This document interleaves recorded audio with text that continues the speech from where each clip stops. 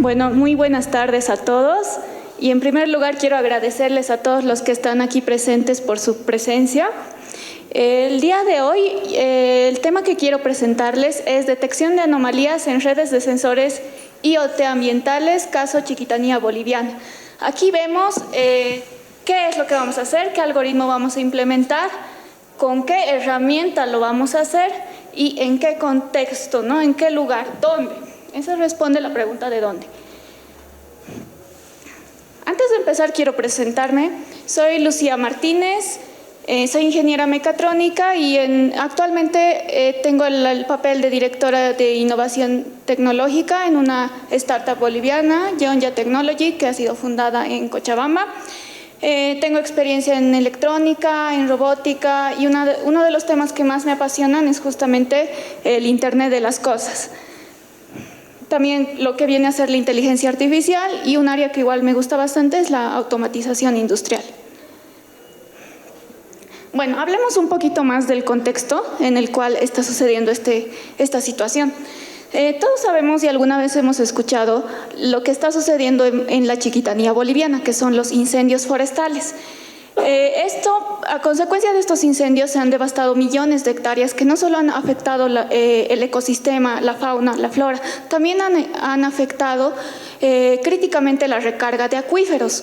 Estos incendios lo que producen es la reducción en la capacidad del suelo para retener agua. Esto es bastante crítico porque las comunidades, las personas que viven en las comunidades de la Chiquitanía boliviana dependen bastante del agua subterránea para su subsistencia. Yo quiero presentarles este proyecto que ha sido implementado en la vida real. ¿Cómo ha sido implementado? Hemos desplegado ciertos dispositivos IoT, Internet de las Cosas, en campo. ¿Cuándo ha sucedido esto? En San José de Chiquitos, entre el 2024 y el 2025.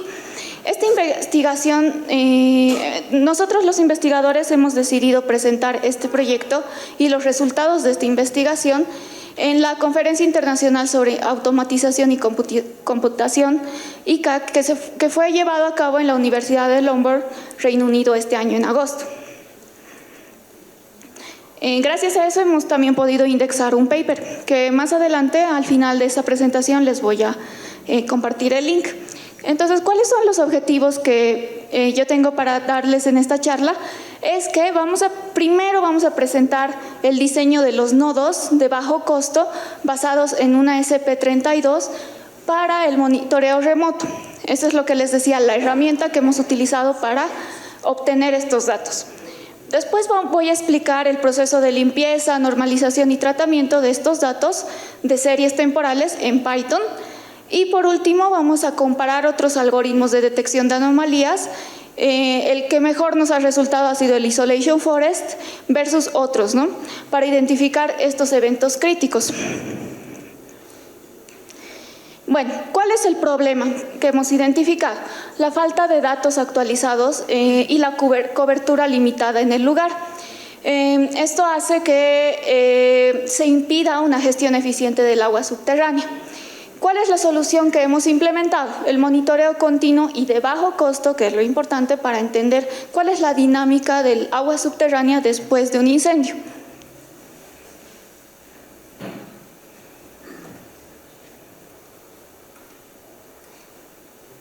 Uy, no sé qué pasó.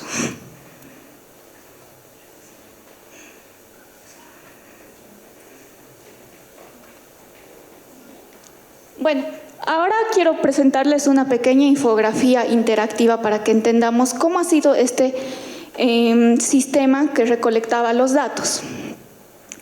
Para ello voy a compartir este pequeño programa. Para fines de esta charla he dividido el entendimiento del sistema como tal en tres fases. Primero tenemos la fase 1, que consta de los dispositivos IoT basados en SP32 que adquieren los datos de 5 variables medioambientales clave, que son humedad ambiental, temperatura ambiental, humedad del suelo, albedo y flujo de savia. Entonces, si vemos un poco a detalle la fase 1, tenemos cómo ha sido implementado el dispositivo en un árbol. Lo importante para considerar la elección de los árboles también es que sean de especies leñosas, es decir, que tengan un tronco del cual podamos obtener su savia. Después tenemos lo que viene a ser justamente el flujo de los datos. Tenemos dos árboles, que mejor si los muestro en mi presentación.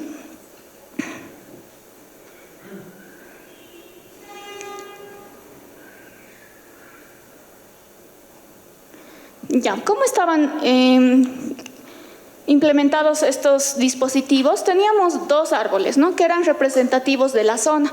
Como les dije, tenían que ser de tronco leñoso y ambos eran exactamente iguales, pero solo uno de ellos tenía un router 4G GSM que se comportaba como un gateway y tenía dos formas de almacenar datos. Una que era de manera offline, o sea que se almacenaban los datos en tiempo real en una micro SD, y la manera online, donde se almacenaban los datos también en tiempo real en un servidor web. Entonces, de esta manera estaban dispuestos los dispositivos IoT. Entonces, continuamos entendiendo, ¿no?, cómo tenemos estos dos nodos, cada uno almacena de manera local. También el gateway almacena a través de Wi-Fi y de red celular toda esta información y después la envía a un servidor.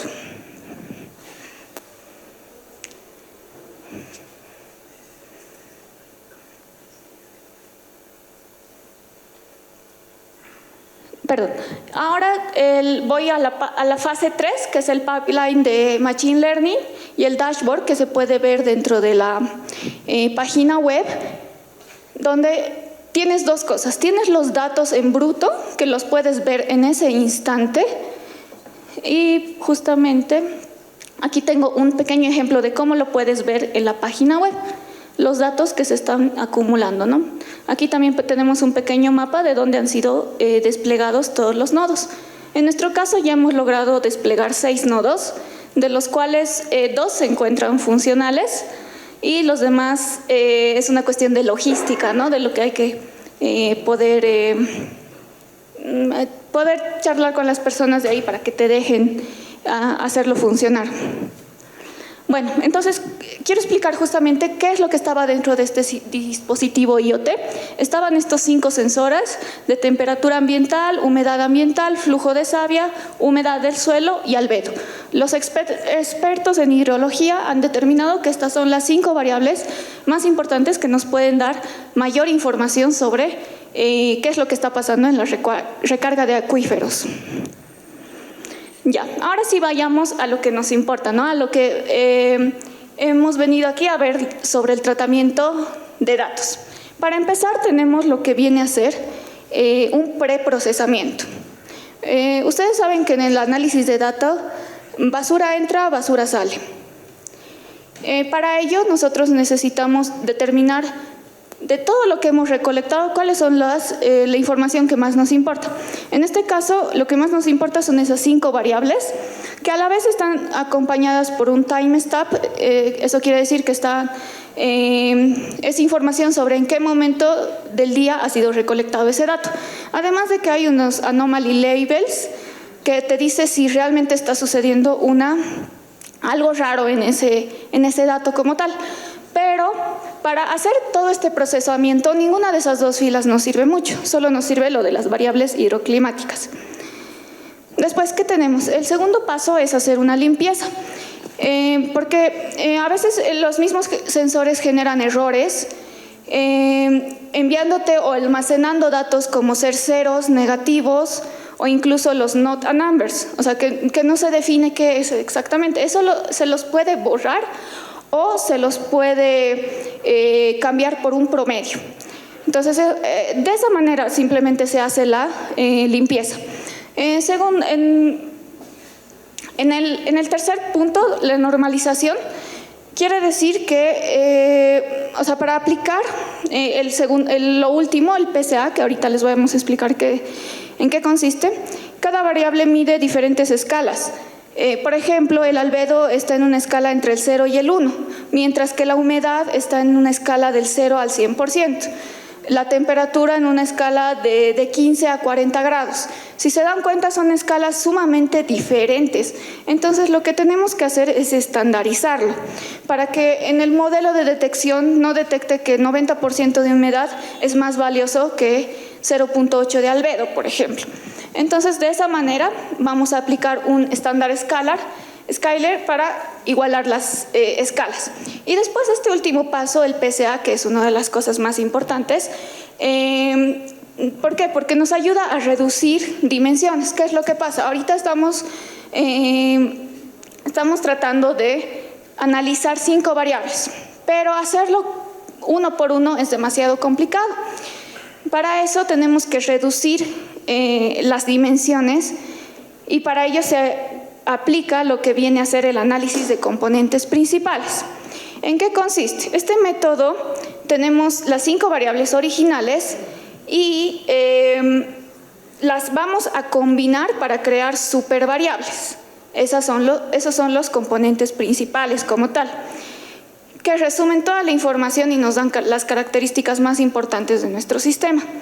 Entonces, en ese caso, en este proyecto como tal, hemos generado un subconjunto en el cual los datos se observaban límites normales que iban entre el menos 35 y el 35. Eso quiere decir que tenía como una especie de promedio de 0. Entonces, con esta transformación, las lecturas de los sensores físicos se convierten en coordenadas matemáticas abstractas que a la vez nos ayudan a poder visualizarlo en un plano coordenado 2D de X y Y, con 2 componentes principales simplemente.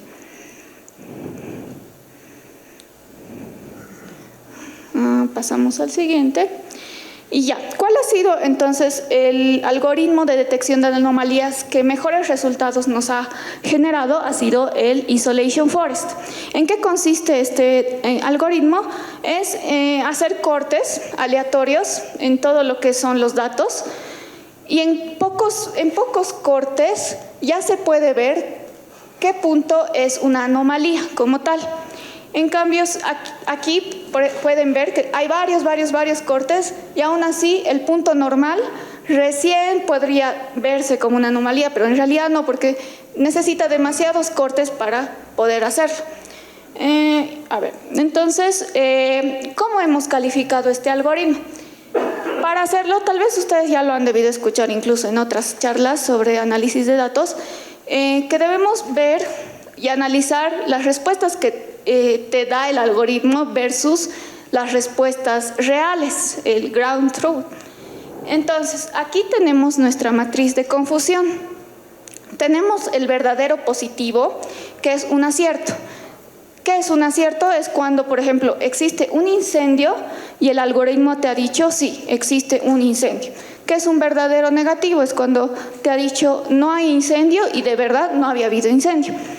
En cambio, los falsos positivos es cuando sí había un incendio, pero el algoritmo te dijo no hay incendio. Y el falso positivo te dijo hay incendio, pero no había habido nada, había sido una falsa alarma. Entonces, con al hacer la evaluación de este algoritmo, hemos visto que tenía una exactitud de 70% y una precisión del 100%. A comparación de otros algoritmos como el OneClass, el K-mean y el LOF. Y justamente este algoritmo nos saltó que no tenía ningún falso positivo. Por eso es que teníamos una precisión del 100%, pero había casos donde no detectaba verdaderos negativos, por eso es que tiene una exactitud del 70%. Bueno, ahora vamos a pasar a una implementación práctica en Python. Para ello es recomendable crearse un entorno virtual en el cual vamos a instalar Jupyter, Pandas, Scikit-learn y Matplotlib. Así que, bueno, voy a compartirles primero la implementación.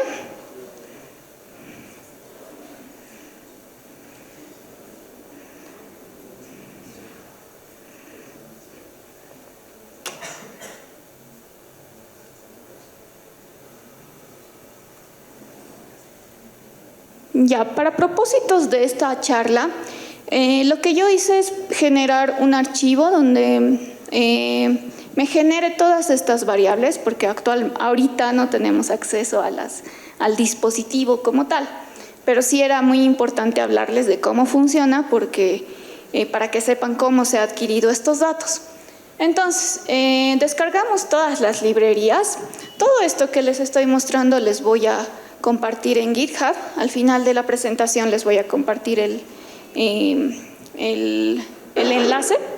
Entonces, ¿qué tenemos? Aquí tenemos la descarga de todas las librerías. Y bueno, aquí en este flujo de código, en el pipeline, lo que estamos haciendo es que lo primerito que vamos a hacer es generar estos datos en esta porción de código. ¿Qué es lo que vemos? Primero, los timestamps que les decía que te muestran la fecha y la hora en la cual se ha generado o se ha registrado ese dato. En el paper hemos especificado que tenía una frecuencia de 10 minutos cada lectura, lo que da aproximadamente como 144 datos por día. Entonces, ¿qué vamos a hacer? Primero vamos a generar patrones normales, y ¿qué vamos a hacer también? Es generar datos aleatorios dentro de los rangos normales de cada variable. De las 5 variables, creamos el data frame, obviamente, y después vamos a inyectar anomalías. Por ejemplo, aquí podemos poner un rango cualquiera dentro de nuestra tablita, y en el cual va a aumentar la temperatura, va a disminuir la humedad ambiental o relativa del ambiente. Y bueno, al menos estas dos variables son las que más información nos van a dar. A ver, no sé si aquí se puede ver.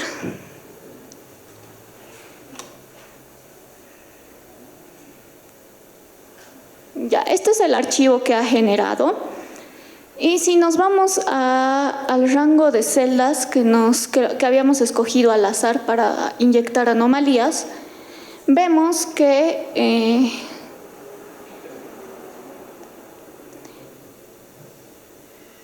por ejemplo, a las 2 de la tarde, aquí lamentablemente no lo lee bien en cada celda, pero aproximadamente a las 2 de la tarde la temperatura normal oscila entre los 33 y 34 grados.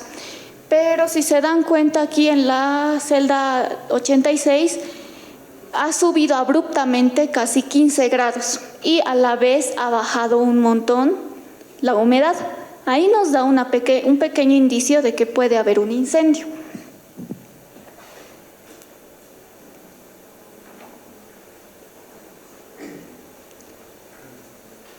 Entonces aquí es lo que les comentaba, que justamente habla sobre cuáles son temperaturas normales y dónde puede haber una anomalía. Bueno, una vez que ya hemos generado este archivo, vamos a cargar los datos para el análisis y vamos a aplicar el preprocesamiento, ¿no?, que habíamos explicado anteriormente, que es la limpieza, la estandarización o normalización, y luego vamos a aplicar lo que es el PCA, y lo hemos reducido a 2 componentes. Lo siguiente es implementar el algoritmo de anomalías.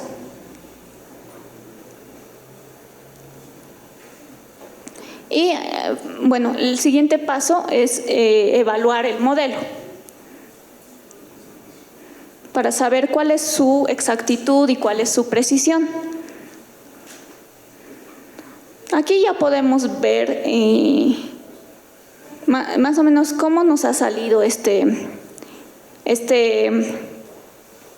algoritmo. Aquí están los dos componentes y aquí nos ha ido detectando algunas anomalías. Después vamos a este paso extra, que es evaluar otros modelos. Y aquí tenemos una tabla comparativa de cuáles han sido sus calificaciones. En este caso, en este set de datos, sí, por ejemplo, nos ha dado una muy buena calificación el Local Outlier Factor, el K-Means Distance y el Isolation Forest. El One Class tampoco está mal, pero es el que menos puntaje tiene, ¿no? Pero bueno, en resumen es esa la implementación en Python.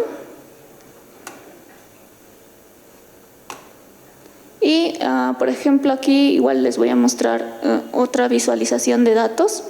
Por ejemplo, aquí es como ver los datos crudos como tal, la temperatura, la humedad relativa, la humedad del suelo, el flujo de savia y el albedo. Estos puntos rojitos que se ven ahí son los momentos en donde pudo haber sucedido algo extraño.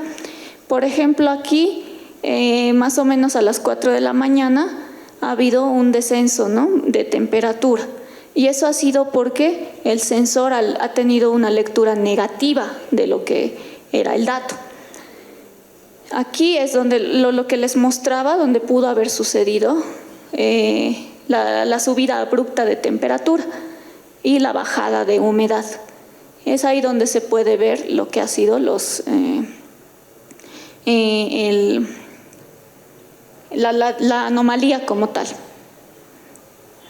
En este otro grafiquito también podemos ver la matriz de confusión. Con este otro set de datos hemos podido obtener una exactitud del 93% y una precisión del 25%. Aquí sí ha sido más baja, ¿no?, su puntuación.